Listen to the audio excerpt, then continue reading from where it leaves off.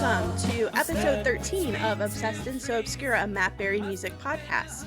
I am Jessie, and as always, I'm joined by Courtney. Hi. And Tara. Hello. It's time for some television themes. Since we started this podcast, this album has always sort of loomed on the horizon for us, and we had no idea whatsoever how we were going to handle it because apart from one or two shows, this album is unfortunately completely lost on us. It's a shame because this is Matt's highest charting album, likely because it's highly nostalgic, but not for anyone living outside of the UK. Today, we have called upon some reinforcements from across the pond to help us out. This episode is now called Television Themes with Friends. So first, some of the basic info. This album was released on October 1st, 2018, initially released on limited edition Halloween orange vinyl, which is really just orange, as well as standard black vinyl, with many of the original releases being signed. Because of the success of the album, it was also reissued in 2020 on white vinyl, limited to 500 copies. Most of the usual maples are accounted for on this album, but we see some new artists pop up for the first time as well. Craig Blundell plays drums on the Doctor Who theme. Many of you know Craig would go on to play drums on Phantom Birds and on The Blue Elephant. We see some new background singers pop up. Irena Mancini sings backup on Rainbow, and Suzanne Barbieri sings backup on Blankety Blank. And unusually for Matt's albums, he plays percussion on several tracks. We see bongos, timpanis, and even drums on some of the tracks on this album. This was Matt's highest charting album. It's still his highest charting album in the UK. It reached number 38 on the charts, a fact that he loved to drop in many interviews around this time. He did. Yeah, did it's he? crazy. Do we know for sure how long? Because I know he loved to say, "Yep, it was on the charts," and quickly off the charts. Was it only on the charts for like 1 week? Exactly. He did say in one of the radio interviews that he went out for a nice meal when it hit top 40. So Aw, glad that's he got cute. to celebrate. Yeah. I didn't hear him say that. You That's have nice. to. Yeah. So this is from a We Are Cult interview. It says Matt Berry talks 10 years on acid jazz, and it's from October 23rd, 2021. So it's fairly recent. He says, acid jazz, we're going to do a TV themes thing. And that was the same time they asked me if I would do a covers album. I said I would only do it, the covers album, if it had a theme to it. So we said, well, why don't we just kill two birds with one stone? So again, what we did was try to find the originals. Get licenses from people. But you just can't because they don't exist. The theme from Sorry was never released commercially. World in Action was never released commercially. Blankety Blank, The Good Life, all these things that people assumed were released. Matt spoke to this theme in interviews around the time of the album's release as well. In the press release that accompanied the album, he said, I've always loved these now lost, rare, and in some cases forgotten themes. So, as with everything I do artistically, I set out to please myself and capture these gems as best I could and make them available on vinyl. Some possibly for the first time. In a Word in Your Ear interview from September 13th, 2021, the interviewer mentions that on Are You Being Served, he kind of goes into an improvisation, and Matt says, yeah, because otherwise the album would have been 15 minutes long. Those things are very, very short, so you have to come up with something in the middle of them all just to make it, like a decent kind of length. So they all got kind of psychedelic in the middle and then back to where, they normally should go. And in a BBC Six music interview from October 3rd, 2018, he says, the reason why I picked those ones is because they had the strongest sort of images for me. So they seemed like the obvious ones to do because they're the ones that stuck out of the TV when I was 6. And if they're really good, they stay with you. And you can't help it, You could be in a really noisy restaurant, and if one of those was to come over, you'd stop what you were doing, And that's quite a powerful thing, isn't it? I suppose I picked the ones I did because that's all that was in my front room. We only had sort of like 3 channels, 4 from 1982 or whatever. So yeah, that's all we had really. And that's like crazy to me because for Canada, we had like the CBC, but we also had like a lot of different channels. So it's really crazy that in the early 80s, late 70s, they literally only had a few channels. There was like so little choice. So I can relate to that because when I was growing up, like in the 80s, we lived kind of like in the country, there was just nothing. We didn't have cable. There was no cable out there at all. The only way to get more than like 3 or 4 channels was with one of those giant satellite dishes, because that's all there was at the time. So Yeah. all we had was the over the antenna channels. So we had like the local news, and then we had like the broadcast stations like NBC, ABC, PBS. That's it. So we were very basic. So if I wanted to watch any of that, I had to go get on my bike and go ride my bike down to my friend's house because they had a giant satellite dish. So I can totally empathize with the fact that they had very limited television. But, you know, back in the day, that's where all the good stuff was anyway. It became like a culture, like you would all watch the same things, and I don't think people I was gonna say, the kids don't understand it now, you know, shaking your fist to the sky. Right. You all watched the same You thing. did. And I go back to kind of like, you know, you'd all watch Friends on the Thursday or Friday night or whatever it was, and you'd all talk about it the next day. And now it's not like that. There's just like an overabundance of choice. Well, and that's true because, you know, not having the option to watch so many different channels, like my family would try to pick a family friendly show and we would all watch it together at night. Like we grew up watching the Cosby Show, you know, Mhm. and then when we were a little bit older, it was like the TGIF lineup on ABC. So it was like Full House and Family Matters, Family Step Matters. by Step. Yes, Step by Step. Yeah. Exactly. Definitely grew up on TGIF. Yes, TGIF, the Yeah. original TGIF. Yeah, it was just shows that kind of everybody could watch because they're all on network TV. So, and now it's totally different. The It's so monoculture is weird gone. now. It is, and like I feel like kind of sad about it. Almost, obviously, it's like nostalgia, and you miss that. But I feel like we don't have that culture of like, oh, did you see that last night? Like, what did you think about it? We don't know what everybody's watching because you can literally watch anything you want. It kind of depends on who's caught up on what, because you can stream, you know, Yeah. you can binge the whole thing. I mean, I still do think Yeah. that there's an element of if something's popular, like right now, The White Lotus is super popular and people will watch it the night of because they're excited to watch it. But then other people catch on late and then they binge it to catch up. But so I do still think Yeah. that there's a very big element of people are like, what's trending right now? What are people watching? It just depends on have where they to- are in the actual program. Yeah, If they've caught up to, or exactly. not. You always have to say, are you caught up? Yeah, exactly. That's exactly That's it. I think that's have the you biggest watched it? yeah, I think that's the biggest difference. We have the option now to catch up, whereas before it was like Yeah. unless you put that VCR tape in and like unless you've like set your recorder to record it so you wouldn't miss it, Yeah. then you were just missing it and you had to hopefully wait for it to be rerun because otherwise you Isn't weren't that seeing it. surreal to Yeah. think about Mhm. now? Yeah, there was Like, so I much used to planning. stay up Yes. and watch SNL and have my finger over the record button for the musical guest. And I would do tapes that were just compilations of SNL music guests. Yeah. I would stay up till like 1 a.m. and watch the reruns to catch like old Smashing Pumpkins performances That's so and funny. things because Oh my god. that was Yeah. the only way Or you could possibly see recording it. yeah, or recording MTV and for the same reason to catch your favorite music video or even recording, you know, the radio to catch your favorite song on. It's So many jeez, mixtapes. the kids today have no With, idea like, how easy they have it. The radio, Yeah. the announcer playing, and he's like, "It's one Ugh. of 6.9, the bear," and they then it start like talking goes over into it. like Yeah. semi-charm kind of life, and that's all your record. Yeah, kids don't understand now, guys. They don't understand. They really have it easy. They don't get it. No. So maybe because Matt felt nostalgic for that monoculture that used to exist where everyone watched the same shows and chatted about the same shows the next day, he's been a little bit obsessed with TV themes for most of his career. He's talked about how important TV title sequences and theme songs feel to him, even going back as far as 2007 when he first came to the public light.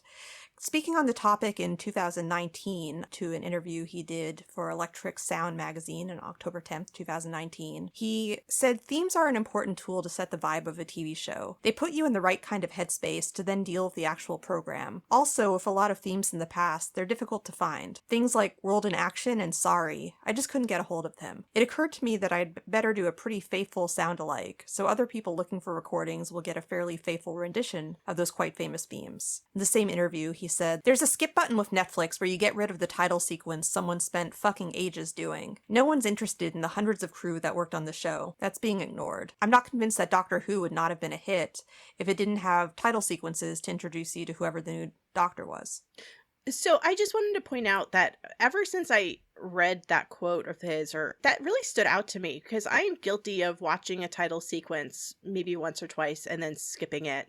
Unless I'm like binge watching something where obviously you're not going to watch the title sequence every time, but I am guilty of that. And then when he mentioned that, I was like, you know what? I should give it the time to actually pay attention, because Yeah. really a lot of people did work on this, and it is a crappy thing to do, but I can't bring myself to skip What We Do in the Shadows. I always watch that one. Same. And actually, in the last Every season, time. they started playing with that title sequence, Mhm. and really the last couple of seasons, and kind of changing out the music or changing some of the imagery. So they've been really having fun with it. I love that song. But then, yeah, it was very interesting when they start doing new things with it, because it keeps you kind of more invested in it. And I thought that was, I don't know if it was Matt like suggesting that to them, but in my mind, yes, it was. There's actually a really cute little clip floating around somewhere where Matt is talking to Yana Gorskaya, one of the directors who works on Shadows, and you see her suggesting that he start playing the opening bars of the theme song on the piano, and that lead into the title sequence. This was like one of the intro scenes where he's playing on the piano with Nadja, and he's like, "Oh, that's a really good idea," and that made it in the final cut. Wait, was it that one? Was it the casino one? That was in the casino. Yeah, I was like, I think that was the casino one where he was singing Viva Las Vegas, and then he went in to start playing the theme song. Not Viva Las Vegas. Viva Atlantic City. Right. My bad. Okay, back to Ronnie Hazelhurst. In Charlie Booker's Screen Wipe episode 4.4 from October 16, 2007, Matt says, "So that brings me around to whom I really want to talk about, and that's Ronnie Hazelhurst. If you watched any comedy throughout the 70s and the 80s, you'll be more than familiar with his theme tunes. I've always adored his work, to be honest. In my opinion, he sets a perfect tone for each program that he's been asked to work on. What Ronnie managed to do is create catchy melodic themes that are impossible to forget." And then he goes on to say, "Are You Being Served is a really good example. He was given so little cash that he couldn't afford to pay a percussionist, so what he did was get a tape loop of a till register opening and shutting, and he did that before Pink Floyd's Dark Side of the Moon, which is pretty impressive." If you It haven't is. seen the video of that interview, it's on YouTube. We've sourced this one from YouTube, and the snark is strong in that statement. He is clearly insinuating that Pink Floyd owe Ronnie Hazelhurst debt there. He's throwing shade. He's throwing shade He's hard, throwing and a I little love shade it. in Yeah. his polite British way. Right.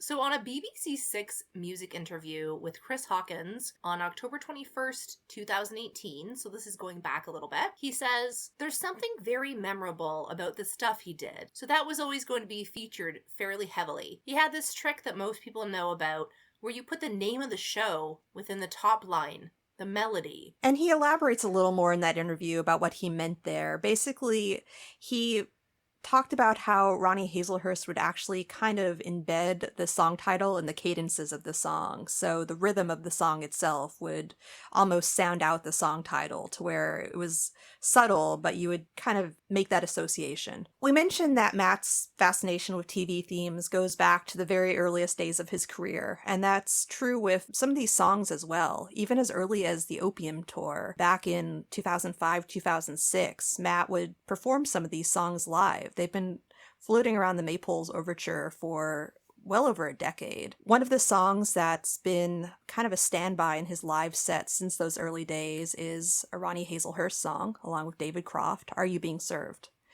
He would actually play this on the Opium Tour with clips from Are You Being Served and images of Ronnie Hazelhurst projected on video in the background. The way we're going to do this episode is a little bit different, because we're not going to go in order of how the tracks are listed on the album. The reason for that is, like we said before, we're going to have some of our friends come on and help us a little bit later. So there were exactly three songs that the three of us decided to talk about, two of which was because we had some previous knowledge of the shows, one of which was because nobody knew anything about the show, and we kind of got stuck with it.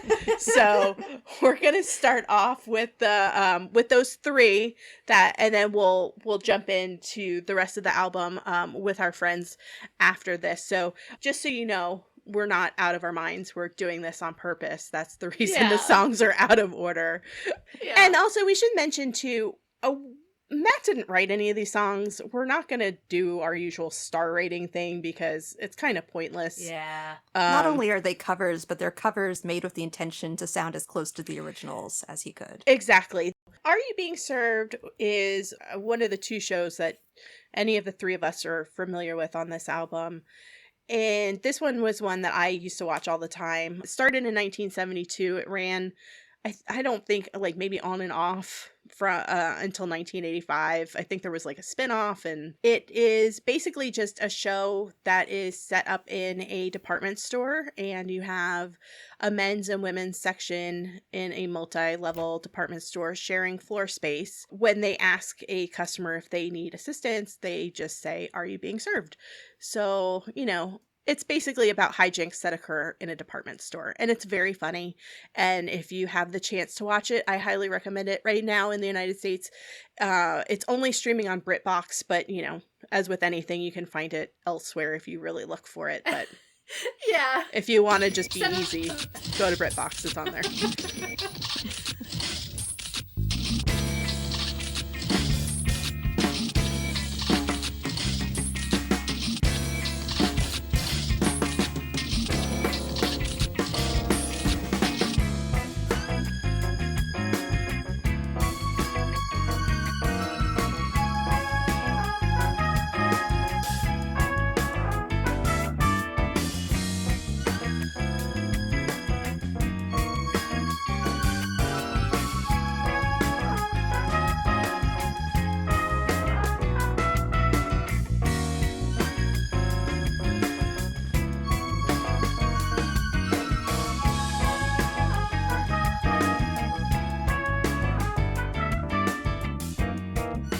Served is one of those songs that I actually quite like. I like the live version. I've seen the YouTube clips of them doing it a bunch of times.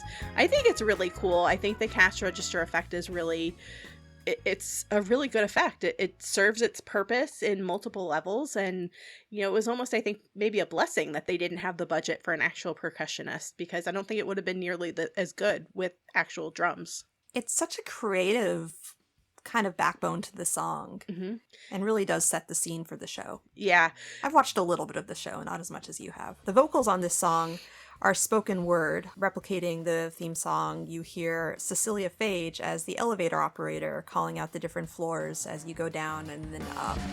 Ground floor perfumery, stationery and leather goods, wigs and haberdashery, kitchenware and food going on.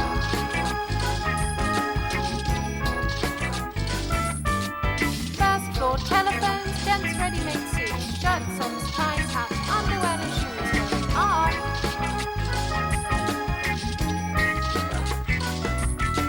Second floor carpets, travel goods and bedding, materials, soft furnishings, restaurant and teas going down.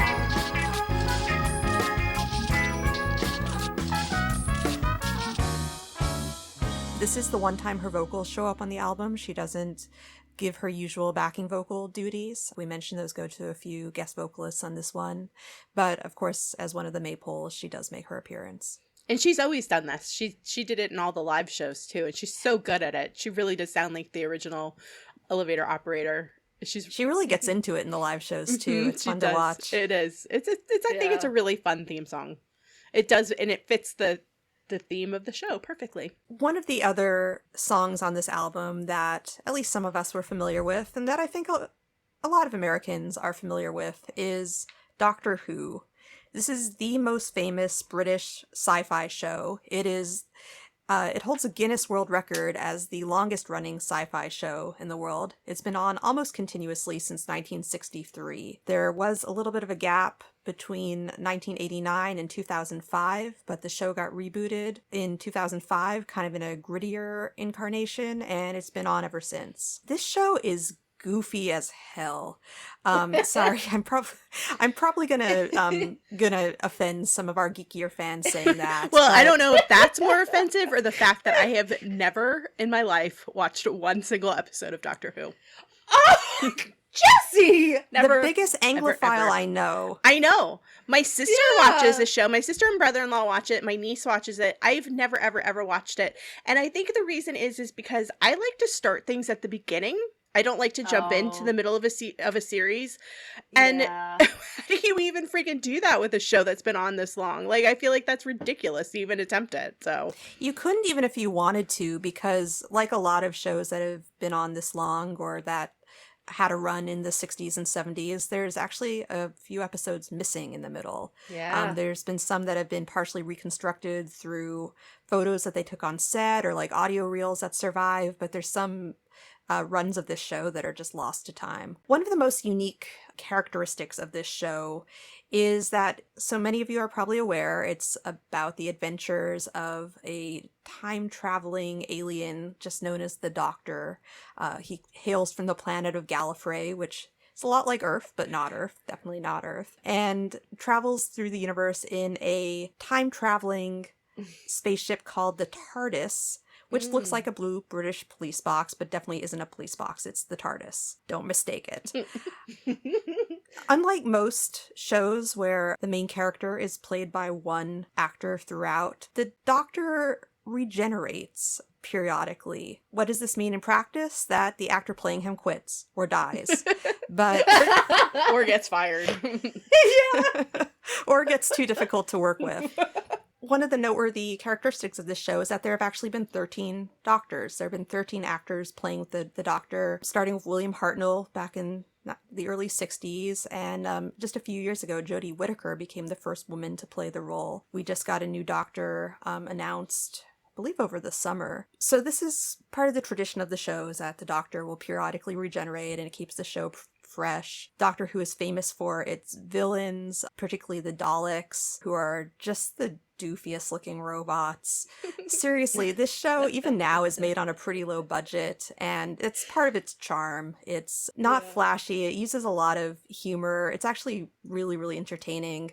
I've got a soft spot for this show because my husband's a big fan. My husband's just like the uber geek and introduced me to this show pretty soon after we started dating. And that was one of the shows that we really got hooked on together in the early days of our relationship.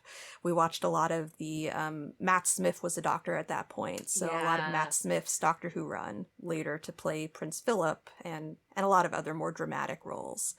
But he first came to public notice as the Doctor, and that's kind of my intro to the Doctor. He's still my favorite. Matt is, because I know you all want to hear about my early relationship. No, we're here to hear about Matt. And there was a Twitter campaign that a lot of people wanted actually Matt to be the next Doctor. That's true. Yes. Matt would not ever consider that role. I don't want that. I don't want that at all. No, there's plenty of roles I'd want Matt to play. And I'd love to see him make an appearance on Doctor Who. There was actually a spec script that came out, that leaked out like in the last year or two, that was actually, I think, a proposed script that was floated for the show where Matt played one of the villains.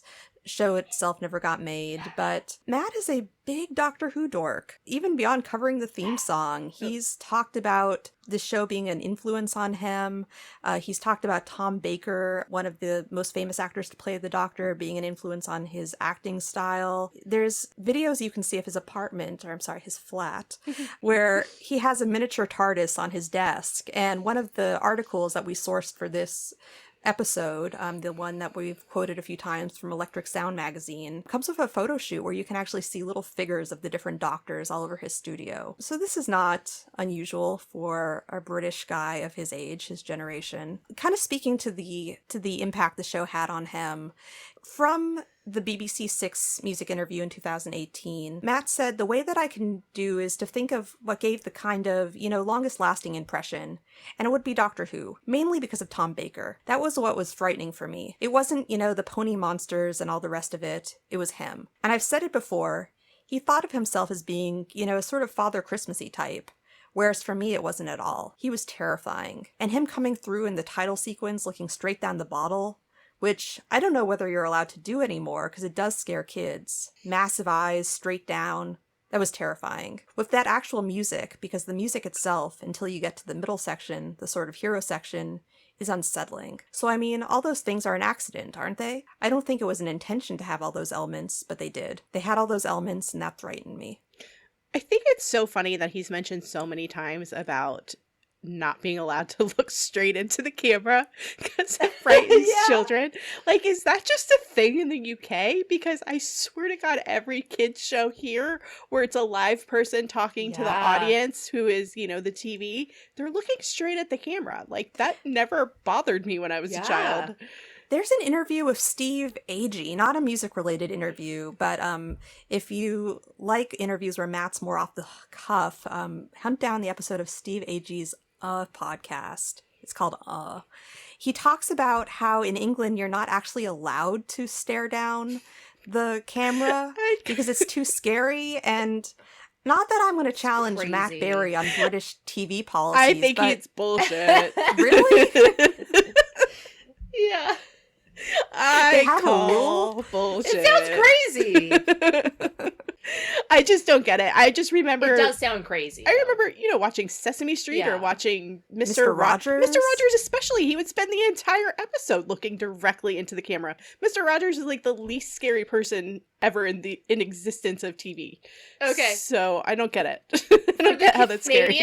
For the Canadians, Mr. Dress Up and polka dot shorts, they would always segue into the looking at the children, looking at the little children out there, and it was just like a part of a kid's TV show. Yeah. They're looking at you. They're asking what do you think about the ABCs? Yeah. And I was trying to remember too, even from back in the day when I would babysit. If Blue's Clues or something was on, they still do it. I remember Steve talking to the kids at home and he was looking directly into the camera. So I don't understand, unless the American sensibility is not to be frightened by that, whereas the British sensibility is to be frightened by that. Maybe it's because as a society we're much more confrontational, so we don't mind if somebody's looking directly at us. I don't know. I don't know how it's scary. I agree with a lot of things that Matt says about things that would be scary, because Doctor Who, that intro would have definitely scared the shit out of me, but not for that same reason. Tom Baker does have kind of an intense stare. Yeah, I will give him that. I could see that. I could see being afraid of him, but not because he looked straight into the camera.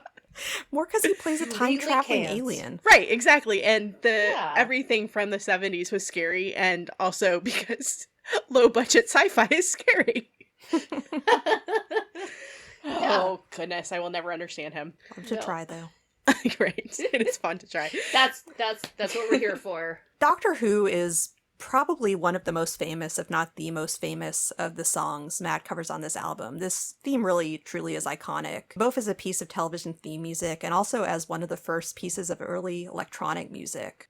I'm sure there's more than a few of you listening who share Matt's passion for synths, and this is one of the first well-known songs to really use synthesizers. Matt's version is pretty faithful in that regard. From the Shindig magazine article from October 2018, he says about Doctor Who, "My main interest is how the lead sounds were made as well as the bass. The bass is in 3 parts. 3 things going on at once. The lead sound was originally done on the oscillators. I've done it on a mini Moog. And then on top of the mini Moog, there's the high frequency, which is doing the theme as well. That's what makes it sound like Doctor Who. I looked into how it was originally done and copied that, and that was the fun exercise of that." This is really the only track on this album that Matt has looked back on and spoken negatively about. One of the few tracks that he's really done in his recent career that he's actually specifically said he's not happy with and wishes he could leave out. Matt mentioned in a few sources that he wishes he could go back and redo the Doctor Who theme. Most recently, he mentioned it on is for Synthesizers from Totally Wired Radio on May 30th, 2022. And for dramatic reenactment of what occurred on this interview, this is the conversation between Eddie Pillar and Matt Berry. Jesse will be playing the role of Eddie, and Courtney will be playing the role of our Matt Berry. Didn't you do a version of that on TV Themes? Yeah, but I wish I hadn't because I didn't get it right. Why? What do you think you did wrong? I don't like the drums.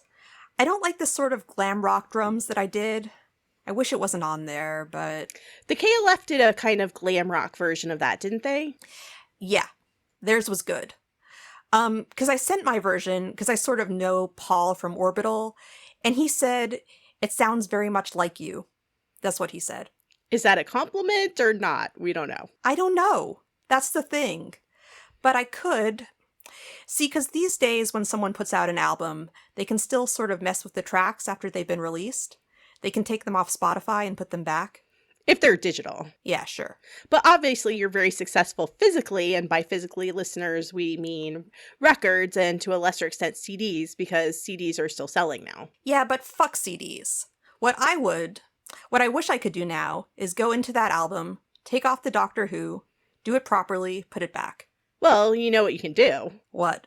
Well, you know, we've talked about doing a volume 2, but in a couple of years' time. Yeah, but I can't stick it on again. Yeah, you think that's going too far, but if you get it massively right... Yeah, I might. Yeah, I could do it as a B-side or something. Finn! At this point, Matt quickly changes the subject.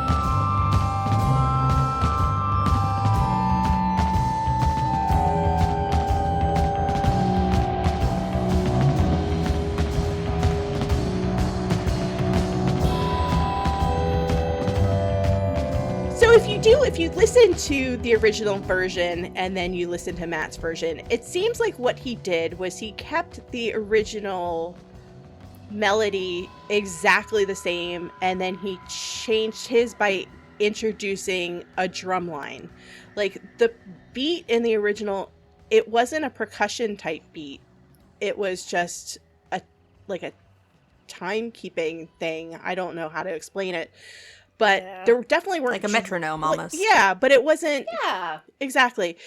It wasn't drums. It wasn't percussion. And Matt added an actual drum line. And I think that's the part... It seems that that was what he just didn't like. I don't know. I think it's pretty cool, though. This is the one where it's not completely true to the original in that regard. Yeah. And like we mentioned at the start of this podcast, person behind those drums, Craig Blundell, ended up becoming one of Matt's regular collaborators on the next few albums after this one.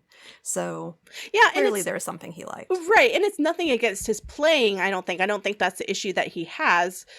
Because Matt always, I think, lays down the track first. So, you know, the drums were what Matt wanted at the time. He just didn't end up liking the finished product. He didn't like how it... Yeah, exactly. He didn't like what he chose. He had an idea, but it didn't fully... I don't know. It didn't fully realize as to what he thought it was. Exactly. Yeah. But he got to pay tribute to one of his heroes, Delia Derbyshire of the BBC Radiophonic Workshop, who originally recorded the theme. There is a very cute clip out there on YouTube. We'll see if we can find a link, but of Matt actually introducing the BBC Radiophonic Workshop. And he even says at the beginning, I never thought I would have the chance to say these words, but here's the BBC Radiophonic Workshop. He looks like he's never enjoyed the perks of celebrity more. How have I never seen that? I've never seen that before. Oh, really? I'll Yeah. find it for you. Okay, We'll yeah. find it for everyone. All 'cause right. it's We'll put it in the Yeah. description of the episode. very sweet. So, moving on to Wild Track. Wild Track. This is kind of the one where, as the other two, we knew what we were talking about, sort of. This is the one that we were stuck with because not even weird. our British friends knew anything at all about this show. This one's a big question mark. No. It is. The question mark is right down to the spelling of the track name, Yeah. which on Yeah. the album it is spelled Wild Track with a K, Trak. But I think Yeah. the actual TV show was Track, as it would normally be spelled. Yeah, so we're all Googling it. We're like, Wild Track. Yeah, like with just nothing the comes K, up at all. And then with a CK, you Nothing. can find some information. So But this, just very little. It's very Yeah. little bit of information, yeah. the theme song was written by John Barry, and basically it was a wildlife and nature show geared towards children, and it featured guest presenters such as David Attenborough. And that's literally all that we have to say about that. Yeah.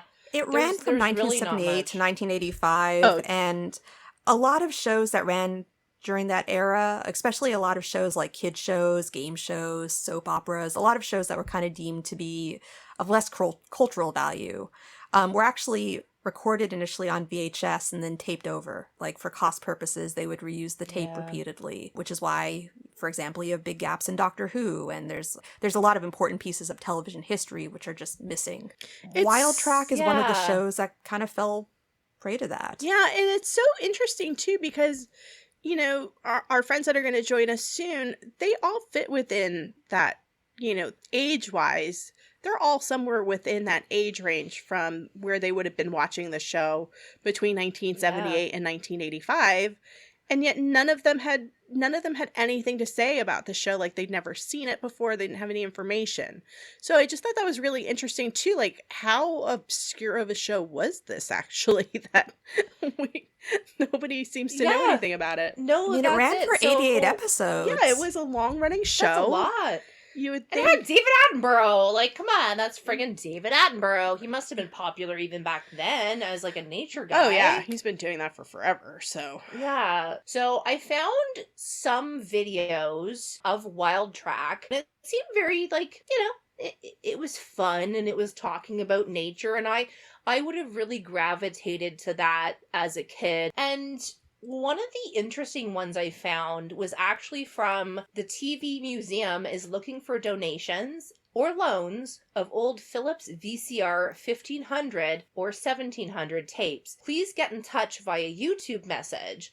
So if you or somebody you know is the type of person who recorded stuff a lot, there are absolutely organizations out there who are looking for this information. And it's very important because it's been very hard to find episodes of a lot of these different TV shows. It's kind of crazy to think that, you know, it's not that long ago. I mean, I guess like 40 well, through or, like, 1985, it's you would think that 40-something years, it would yeah. be more well known. And Also, saved, for a run for yeah. 7, I'm thinking if it only had 88 episodes and it ran for from 1978 to that 1985, many years. they were yeah. probably either not shown regularly, maybe it was more of like a special, an intermittent special, or there were gaps possibly Yeah. in the programming, and maybe that's why I it didn't stick out.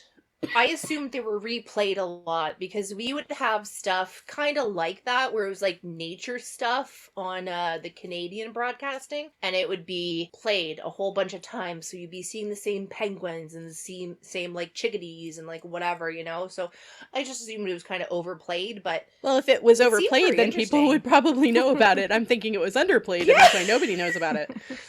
But, you know, these appeals do work. There's actually a lot of pretty cool stories about people putting out public appeals for little bits of TV history. And Yeah. it turns out someone had pointed their camera at the TV screen, even in the era before Yeah. VCRs. One that stands out that just sticks in my mind is there was an episode of Sunday Night Football, maybe it was Monday Night Football game, where John Lennon actually got in the presenter's box of the announcers and kind of made an appearance on this just random football broadcast. That's crazy. It was lost to history until someone who happened to be just pointing their camera at the screen captured it and sent it in, and now it's archived. There's a lot of, like, from the 1910s, 1920s, 1930s, lots of movies. Something like 80 or 90% of all silent films. Right. Back to Wild Track. Back to Wild Track. This song stands out from some of the other tracks on this album in that it actually was not initially written as a TV theme. This song comes from one of Matt's favorite movies, Midnight Cowboy. Matt told Shindig back in 2018, originally this was from Midnight Cowboy, which is one of my favorite films, but the BBC used it as the theme for this, Wild Track. It's one of my favorite bits of music, so that was a lot of fun.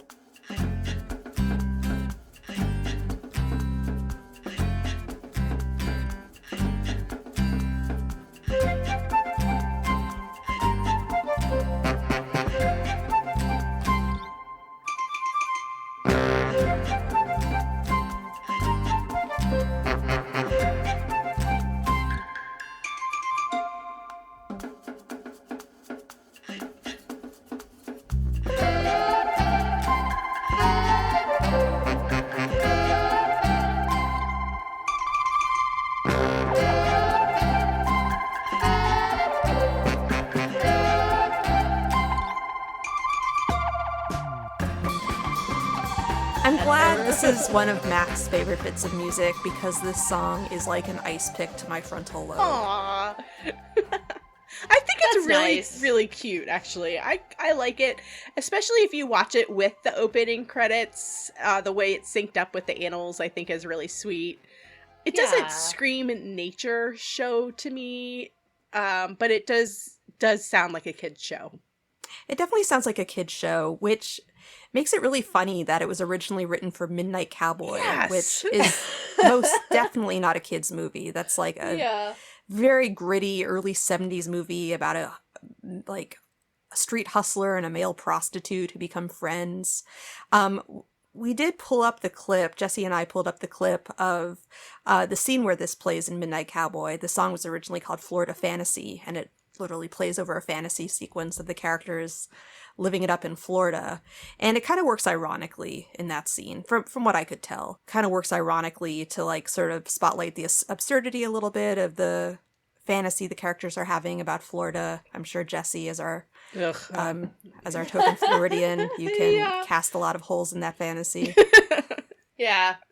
Maybe then it was okay. But it is kind of cool in Visit that for a sense week. that this theme was really reappropriated and taken from a very dark movie to, it seems like a pretty light kid show. Yeah. Doesn't make it a good piece of music though. This song is irritating. It is irritating, but I think if you think of it in the context of the show, not the original purpose, which is really odd, but if you think of it in the context of a kid's show, Didn't bother me as much at the end of researching it as it did at the beginning. I'll say that. that's funny. So we came to the end of the shows that we knew anything about, and as we mentioned before, we've called on a little help from our friends from across the pond. So our first friend that will be joining us today is Samantha. Hello, Samantha. Yay. Hello. Samantha, We're so where- excited. Where are you from in England? We live in Lancing, which is in West Sussex. Our nearest big town is Brighton. But yeah, it's right on the south coast. How long have you been a fan? Well, it sounds a bit lame because I feel like I came to it really late and I can't even remember how it happened. I think I just started getting random feeds about the Blue Elephant on my Facebook. And I have to say, you know, the ignorance is astonishing now, but I really didn't realise that Matt was a musician until that point. Obviously, we've all seen One Track Lover, but I just assumed that was just a sort of, you know, A one-off. little spoof thing he did, Yeah. yeah. And then when I kept getting these feeds about Blue Elephant, I clicked on a couple of them. I thought, oh, this is really interesting.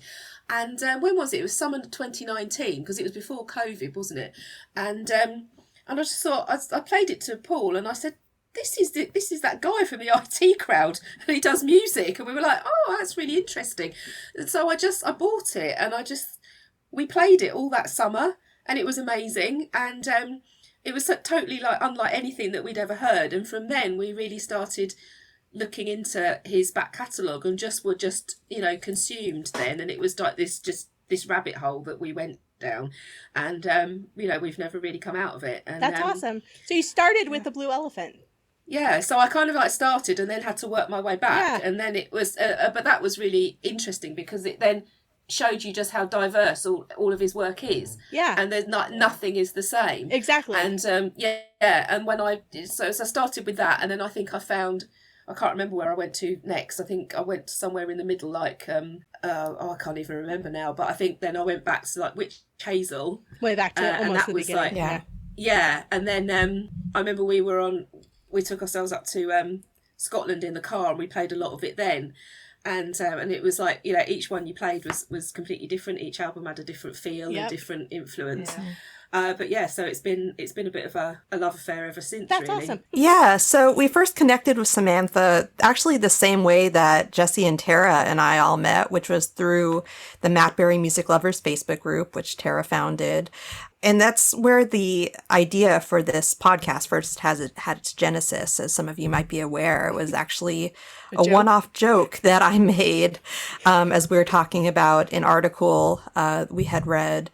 And Tara was the one who saw the potential and turned that joke into reality. But as we were joking about that in this Facebook thread, Sam, I believe you said you would be our first listener, and you might have been. That was part of the imperative to actually go forward with this, is because we realized, well, we'll have at least one fan, and it will be Samantha.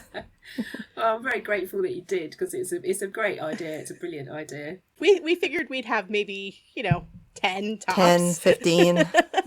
Maybe It's really grown though, hasn't it? I think maybe there's a baker's big dozen thing if we now. were lucky. But yeah, it has grown. So thank you for giving us the confidence that we needed to. I'm glad that it got taken up, because I think it's such a great idea, and it's so good to actually be able to discuss Matt's music and to listen to the views of other people that really love it as well. It's been really, really interesting. We're such like a little niche group, and I think it's really cool because to find like a group of people that just have this general love of this particular music and this particular musician. I don't know. We've really found a sense of community doing this. A sense of community. That was the word I was looking for. Thank you for that.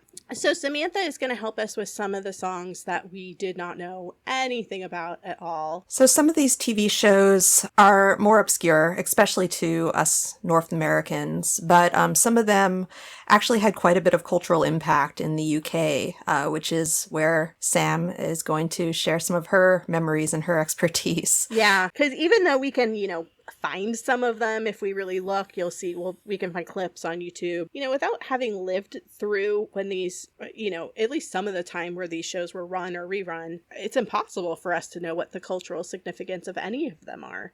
And then some of them we just flat out couldn't find anything about. So we definitely knew when we did this, when we knew when we started this, that we were gonna need some help. Thank you for helping us. So I guess we'll just jump in, and the first track is The Good Life. This song was written by Burt Rhodes, and The Good Life ran from 1975 to 1978. It looks like there were 30 episodes. And then Sam, you want to give us a brief synopsis of that? Yeah, I mean, I love this show, and it's still heavily repeated on the Gold channel here in the UK, and I'll watch it if it's on. I think this Christmas I ended up watching the Christmas special at least twice, and I just don't ever get fed up with it. I really love it, and I still think it stands up as a good piece of comedy even now.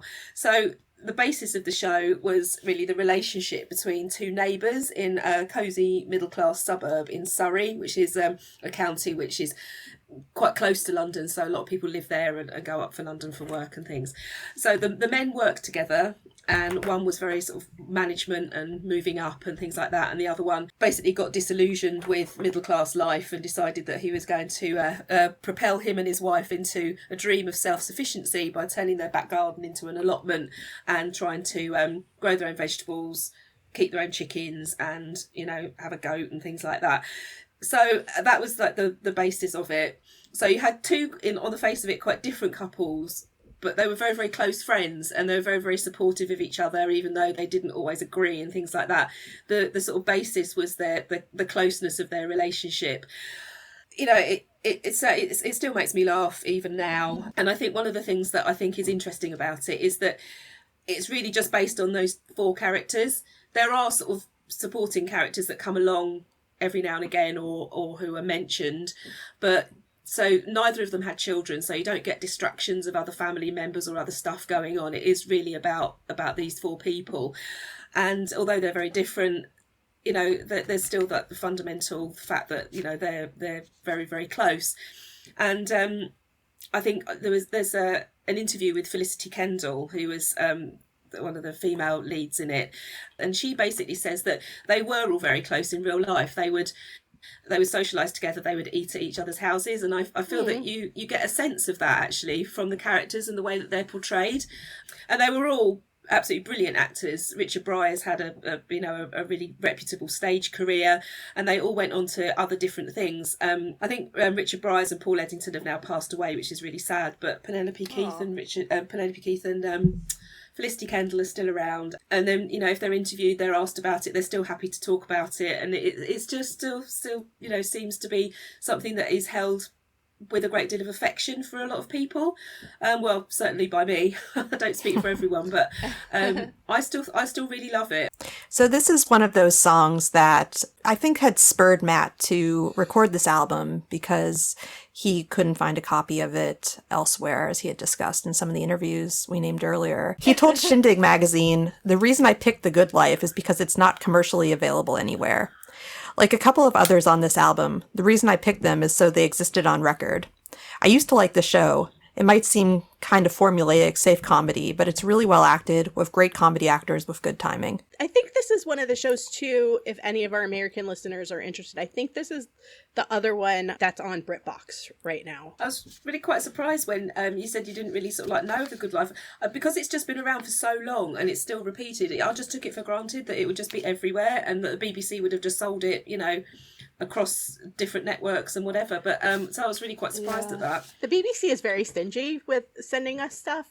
Like, we used to watch things like how I used to watch British comedies, especially Are You Being Served and Keeping Up Appearances, is that our local public broadcasting channel showed those shows. That's really the only way. Like, we have BBC America, they don't show any of that. They show Doctor Who, and some of the new shows are on there, but nothing that I want to watch. And, you know, that's the way I was introduced to British comedy, is through PBS. And, you know, Courtney, I think you were too. Funny enough, later on, they started playing The IT Crowd. I never saw that on ours. I never saw that one. We had Red Dwarf, we had Mr. Bean, Keeping Up Appearances, I think is still played sometimes.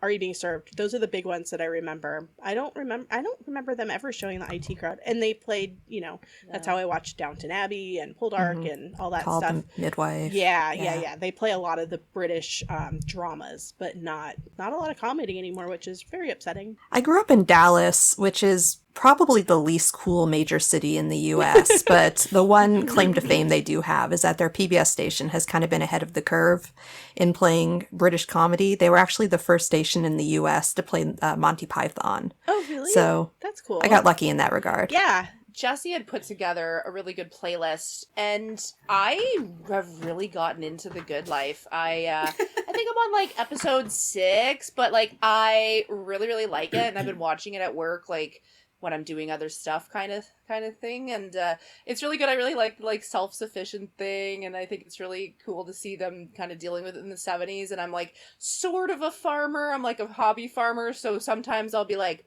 hey, that's not actually a good thing that you're doing, or like I'll kind of criticize it. So yeah, it's been fun. Criticize the accuracy. Yeah. I remember when I first listened to the album, it just gives you this sort of smile, and you just think, oh, that's The Good Life. Oh, this is just so brilliant. And I wasn't aware that it wasn't available commercially, and I don't know that I would have necessarily even thought about that. But just hearing it recreated in that way, it's just like a nice sort of warm hug. And it's just so lovely to hear. And sometimes when we've got friends round, we'll actually put the album on and play Guess the Theme Tune, and everybody gets this one. But, you know, there are other ones in there that people go, what is that? You know, and it's a few, so the more obscure ones. But whenever you just have to hear the first few seconds of it, and everyone goes, oh yeah, that's a good life. This is exactly why this album is lost on Americans, because we don't have that connection to it. And I know that's why this is so loved in England, is because y'all do have the connection to it. So for you, it is like a big warm hug and it's super nostalgic. And for us, we're like, I don't get it. Yeah, what is This song's a little annoying. Yeah. Glad it's not just me. It's not just you. No.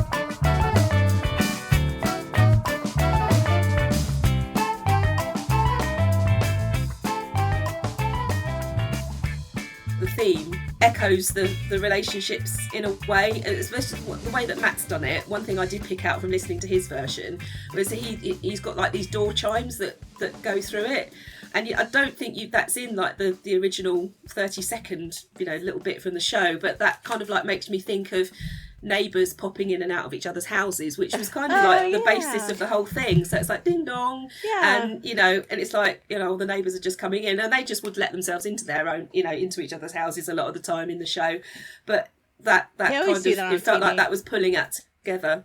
Yeah, I wonder if that was actually the Tubular Bells. Matt is listed as playing Tubular Bells on this song. Oh, yeah, which is not an instrument I can really remember him playing elsewhere. And I'm wondering if that was the doorbell chime sound. He probably couldn't wait to play the tubular bells. Hey, I'm sure he could not. and note it on his, To me, it sounded almost exactly the same as the original, which I know is what he was striving for. And there's a repetition in the middle because he was trying to extend it, and there's also a really fun drum solo that takes up like the majority of the middle section actually, and then it goes back to the melody and the ending. So I think he was very he covered this one really faithfully, which makes sense if it wasn't commercially available and might be one of the lesser known theme songs, at least lesser kind of thought about theme song. There's just one funny thing that I found while I was researching The Good Life. This was supposed to be the Queen's favorite show. They actually did, for the Queen's Silver Jubilee, they literally performed in front of the Queen, the Duke of Edinburgh, and the senior BBC management. It ended up being, I guess, like kind of a one-off show after the show had already finished. That's funny. So moving on to LWT, which stands for London Weekend Television. It was written by Harry Rabinowitz. It's like a second long. Another quote from Shindig magazine, Matt said, "It really put you back there because those things were always just before shows and they were fun to create with Graham Mann, who does all the brass." It's just a very quick little, almost like a station identification kind of thing. It is. It's an ident. Yeah. And it really does kind of set the tone. Listening to this album, I always feel a little bit like I'm channel surfing, which I imagine was part of the intent. Yeah. And the little idents nestled in between songs really recreate that feel of just kind of laying around the house on your couch and binging TV all day. Yes, I mean, it literally basically is like seconds long. But LWT was the regional weekend broadcaster on the ITV network when that network was split up into different regional parts. Oh, okay. So in the week, it was Thames Television, which is the other ident that Matt does in the album. And then it handed over on Friday to LWT until Sunday, and then Thames TV took it back again. So all the sort of output that was produced by LWT had this little thing as the sort of preface before the programme came on, and then that was then distributed to the other regional parts of the broadcast network. So this was also in a time when there was only 3 channels really in the UK, because we have BBC One, BBC Two and ITV. Channel 4 didn't start until 1982, and Channel 5 wasn't until 1997. And I still think that in the region where I lived, we didn't get Channel 5 until quite a lot, about 2 or 3 years after that. So we still just had the 4 channels. So it was a kind of like era of TV where pretty much everybody watched almost the same thing. Yeah. So if it was like there was a big competition, I think, between the ITV networks and BBC about who had the best Saturday, mid-evening programme, because that was, the big sort of capture audience for the weekend. But in talking about the actual like ident itself, you can find it on YouTube. Someone's put together like a montage of all the different LWT things that there's been over the years, and I think I counted up about 12, and I really wasn't familiar with any of them apart from the one that we're discussing now. That they changed the music. Interesting. Yeah, along the way. And for some reason it sort of doesn't feel as identifiable. Maybe it's this one because, I remember it from growing up. But the other ones were basically lost on me, really, which is quite interesting. I think they just live there in the back of your brain, and you hear them and you go, yeah, oh, that's really strange. It just sort of triggers memories. Yeah, that's really weird that they would change it. So, I mean, I can understand them, like, kind of maybe updating it, changing the instruments or something, but, like, to change it completely, that seems really strange if that is truly what people remember from, like, I mean, it might still be the same. Somebody might have just thought maybe we need to update it. There's different graphics for it as well, and maybe they just tried to modernise it. But this is the one that I did remember.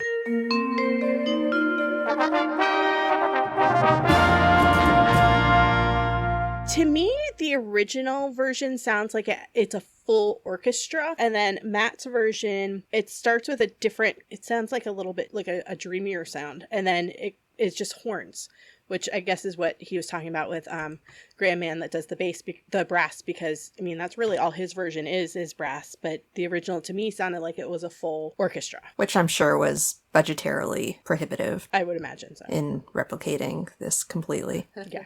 You would think so. So a much longer and more complex song would be Top of the Pops. Now this is one of several Top of the Pops theme songs. We actually found that this isn't even necessarily the most famous Top of the Pops theme song.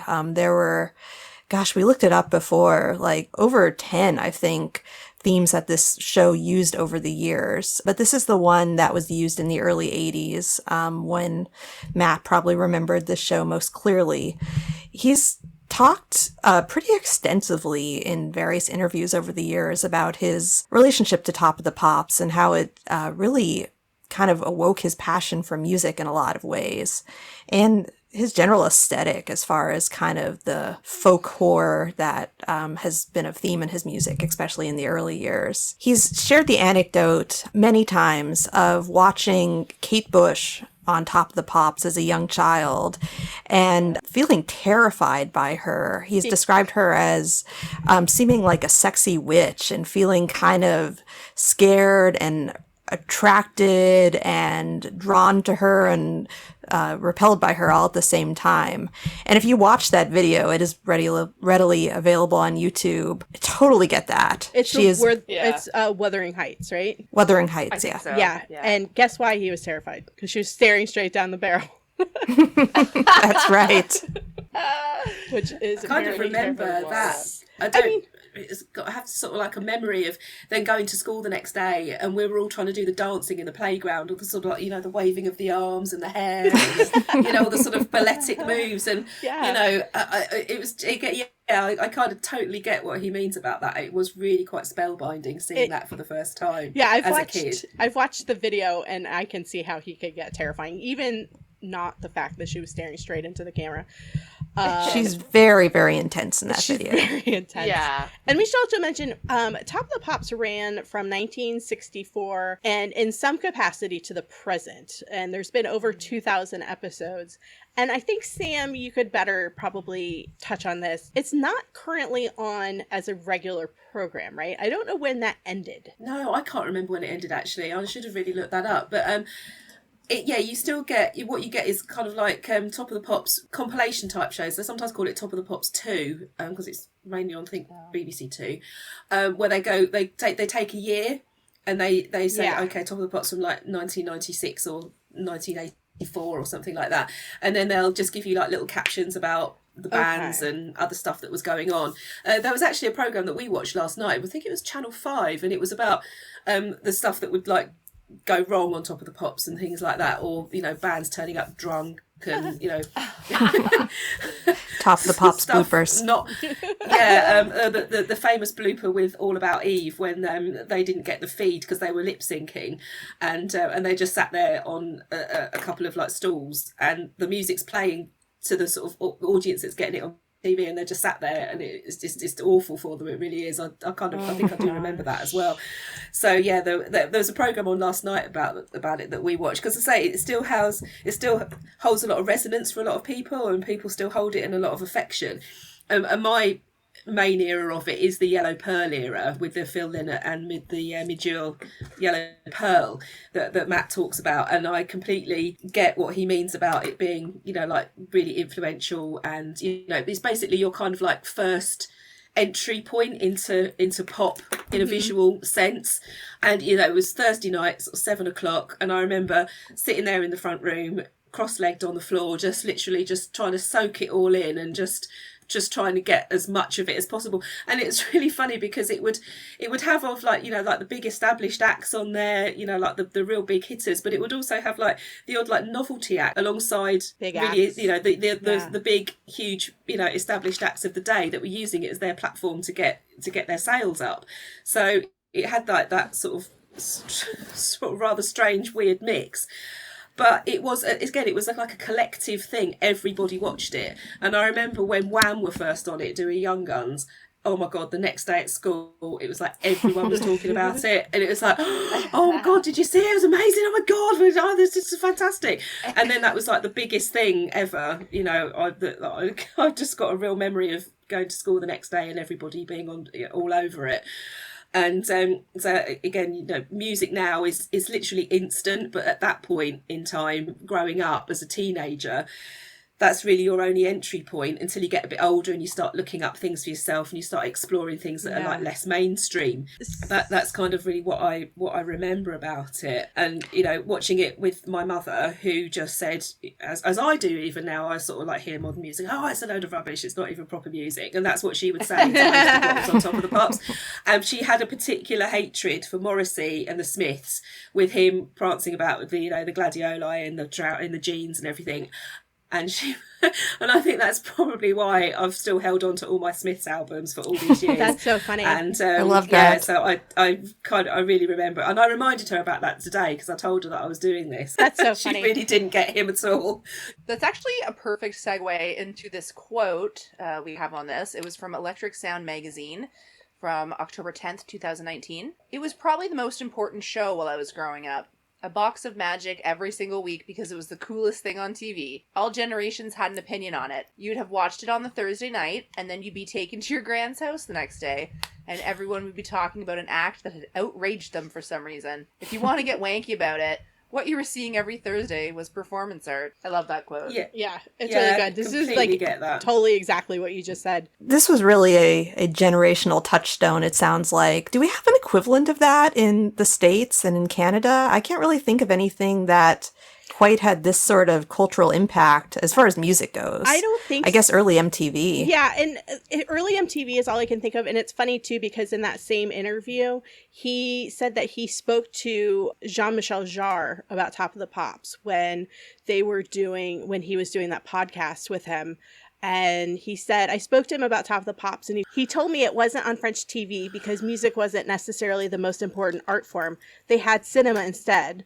I'd never even thought about this. I just couldn't get my head around the fact that you wouldn't have a Top of the Pops. I guess it's a very British thing. And yeah, we were talking about that too. We have no equivalent. I mean, like back in the day, like maybe in I don't even know when it was on, the 60s, there was like American Bandstand, but it wasn't the same sort of thing. And then you'd have like the guy that was, everybody was on, like the Beatles and... Yeah, Dick Clark. No, not him. The other guy. No, Ed Sullivan. Yes, Ed Sullivan. Ed Sullivan. Really, probably the closest American equivalent in the 60s would be the Ed Sullivan Show, right? I mean, I don't have the statistics off the top of my head, but didn't something like a third of all TV sets in the U.S. watch the Beatles on the Ed Sullivan Show? I think so. It was huge. And he did have all of the big acts like Elvis and the Rolling Stones and the Doors were on. But I don't know what else that show like was made up of. I don't know what else happened on that show, if it was just sort of a variety show like that. Like, I've never watched a single episode of the Ed Sullivan Show in my life. I'm pretty sure it was a talk show. I think they Yeah, I had always standard thought sit-down too. interviews, and they had musical theater performances. One of my favorite fun music facts, I just found this out pretty recently, is that Davy Jones from the Monkees was actually on the same episode of the Ed Sullivan Show that the Beatles were on, because he played the Artful Dodger in the Broadway performance of Oliver that was going at that time. Ah, And the act right before the Beatles performed was the cast of Oliver doing one of the songs from the musical. that's super cool. And so he must have probably seen that from backstage and kind of Yeah. said, huh, I could do that. Well, he was cast So- to be in the Monkees, but yeah, whatever. Right. I mean, I'm sure it lit some sort of a flame. But yeah, as far as like a contemporary equivalent, though, we don't have anything that I can think of that would be a contemporary equivalent, except for So maybe in MTV. Canada, because there's probably we have about 3 Canadian listeners, I think. You guys would probably recognize Much Music Countdown, and that was in the 90s, so it's not like going far back, but that was the only thing I can think of where I would have my friends over and we would like watch the Much Music Countdown or like something like that. And then I don't really recall talking about it the next day, but whatever was on it, you would be like singing it in the schoolyard Yeah. and like doing the moves, Yeah. you know? I mean, we had some stuff like that too, but it was all basically MTV based, Mhm. and it wasn't stuff that we would watch as a family for sure. It was all Definitely not. current music and not something that, anybody that wasn't into that type of music would be into. So it wasn't a huge cultural generational thing like that. So no, it's No. just we don't have an equivalent, which I think that's interesting that he just assumed that there would be an equivalent everywhere, and Yeah. there's really not. Because it Although should be. Jean-Michel It's awesome. Jarre doesn't seem like the sort of guy who is ever really into mainstrim TV. No, I don't that's picture fair. him. Yeah. Yeah, Yeah, you don't picture him sitting on the couch watching watching The Good Life. or whatever the French equivalent would be. That's funny. But I am, and you guys are, and we know there's nothing here that's like that. So, I mean, That's I'm certainly very not that positive does nowadays. surprise there's me nothing actually. there. I mean, because it was such a sort of ingrained part of, I guess, British culture. Again, I just assumed that there was a kind of like equivalent shows all around the world, and I think because it sort of fed into the charts here, Mhm, yeah. and that's why the pluggers and everything, they were desperate to get their bands on, because if they got them on top of the pops, then it really fed into Yeah. the weekly sales of singles, That makes and a that's lot of what sense. drove the charts. So it was hugely competitive to get on, Yeah. and that the record companies would put a lot of resources into try and get their acts on in any given week. I think just culturally too, you all put a much bigger emphasis on music in general than we do. Like we've got a ton of famous bands and stuff, but if you think about the equivalents of the famous musicians that have come from England as opposed to the United States, considering the size differential of our two countries, like it's just insane how many more famous British musicians and famous British bands are that have made a cultural influence. I just think in general you put a much bigger emphasis on music than we do. Yeah, that's an interesting observation. Yeah, I've never really thought about it that way, really. Musically, it seems like Top of the Pops kind of gave Matt an excuse to indulge in his geekier influences around synths. This song is a cover of a song originally called Yellow Pearl, which was written by Thin Lizzy frontman Phil Lynott. I think it's Lynott, yeah. Lynott. And originally recorded on his 1980 solo album, Solo in Soho, which is a great name for a solo album. He told Electric Sound magazine in the same interview, this melody is carried by Gary Newman's signature synth, namely the Vox Humana patch on the Polymoog. I have no idea what that means, but I'm sure someone listening does, so there's probably a few of you out there who are very excited to find out that he used the Vox Humana patch on the Polymoog. Matt said, I put that in as a nod to him, speaking of Gary Newman, which is sort of geeky and quite unimportant. Most people wouldn't give a monkeys. But I wanted my Top of the Pops cover to be Led and Jack as much as possible, as if I was in 1980. So I used analog drum machines and an arpeggiator for the bass, using their internal clocks and barely keeping time with the rest. There's no computerized sync going on. Again, I don't know what I just read. That was basically phonetically for me, but someone out there is very excited to find out that factoid. So if that's you, tell us all about it. Vox Humana sounds like some sort of an insurance scheme. It's like Humana, I mean, for our American listeners, we have an insurance called Humana, but Vox Humana sounds like their prescription drug plan or something. Yeah, I have no idea what any of that means either. If anyone knows what an arpeggiator for the bass is, love to find out. I probably could look it up, but... Yeah.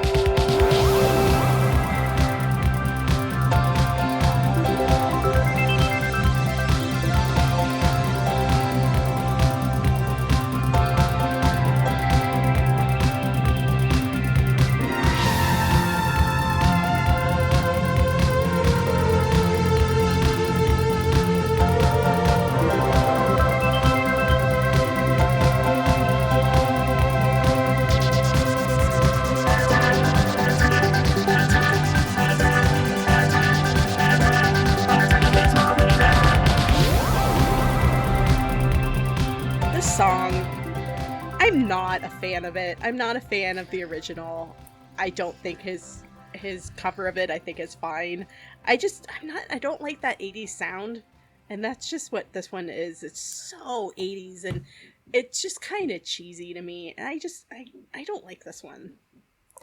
You know, that's exactly why I do like it. I love that. I'm not like a huge fan of early Gary Newman, but I can appreciate for what it is and how of its time it is and how it probably sounded like the future at that time. Yeah. And I can Gary see Newman. like young Matt kind of sitting cross-legged in front of the TV, watching Top of the Pops and feeling like this did sound like the future. It even has the vocodered vocals. Mm-hmm. I've listened to this a million times and I can't quite place what those vocals are saying. They're so distorted. Something about mission control. And then can y'all figure out what he says after that? I have no idea. You know who could probably No, help I've us never- with that? Our friend Rich. We could ask him. I'm sure he could break it down and pull that out for us because he's helped us with some other stuff.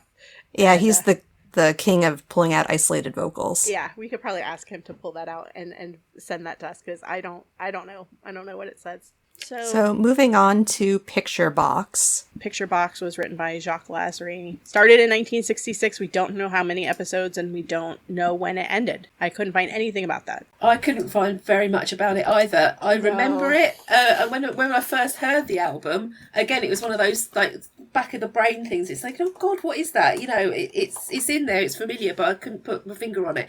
And then when I realised what is Picture Box, I only really, my main memory of it is the title sequence, which I remembered as being like a sort of glass jewellery box going round on a purple cushion.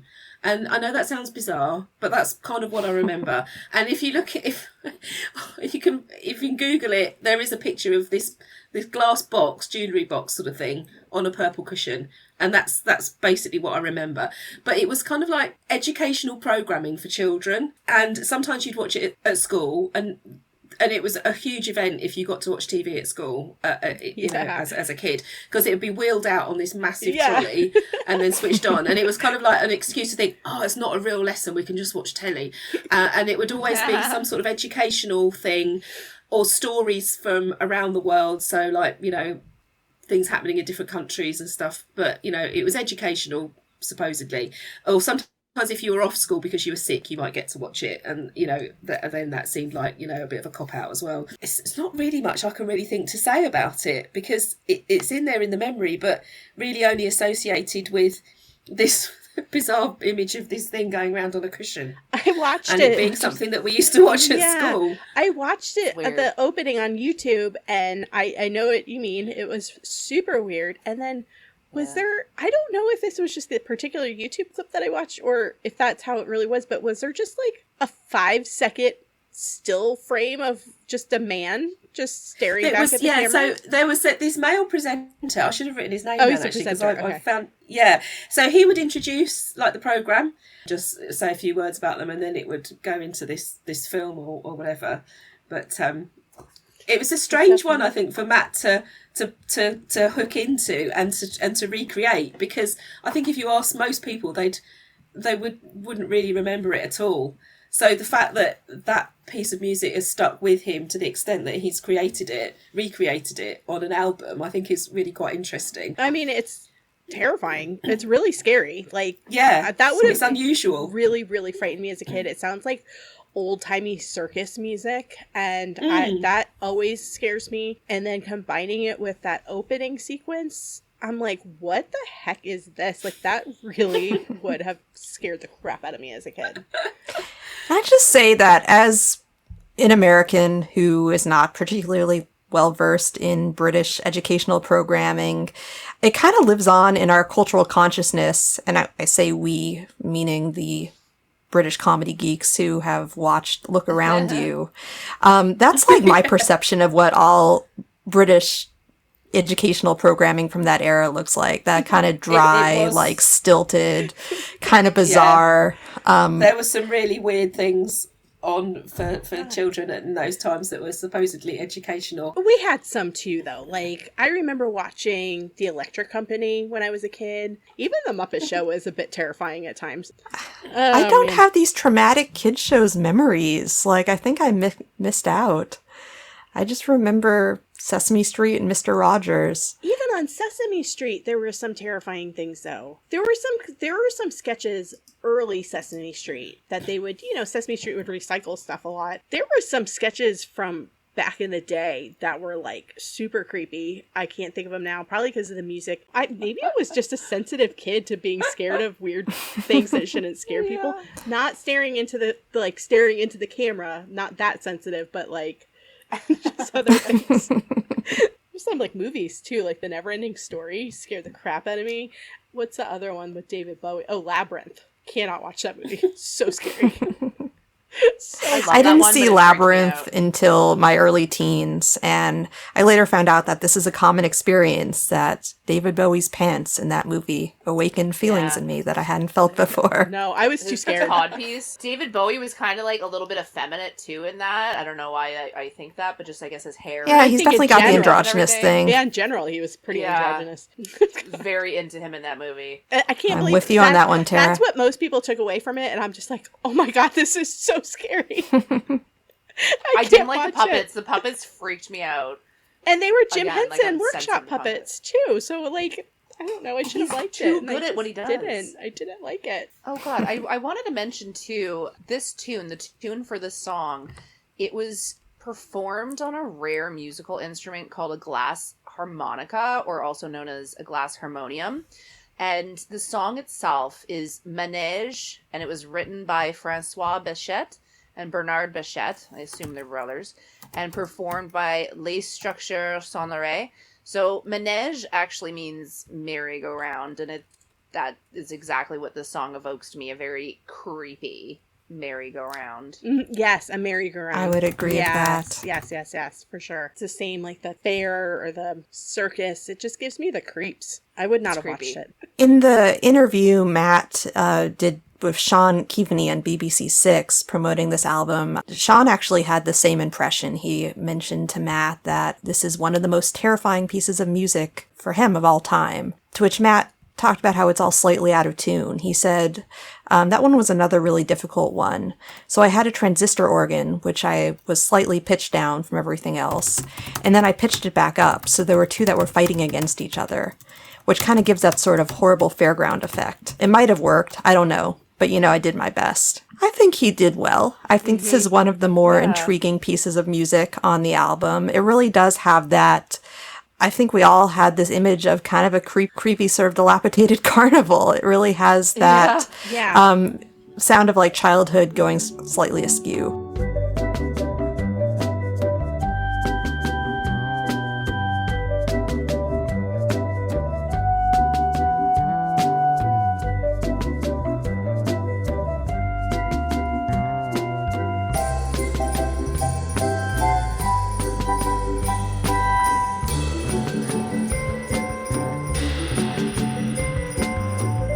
I think Matt's version, I think he did a really, really, really good job sticking very closely to the original. I think his version is somehow slightly less terrifying. I think the addition of some percussion in it made it a little so. His is just a little bit more upbeat. I think he added some additional instruments to it. So it sounds more well-rounded, and I think because of that, it's a little less terrifying, but still fairly terrifying.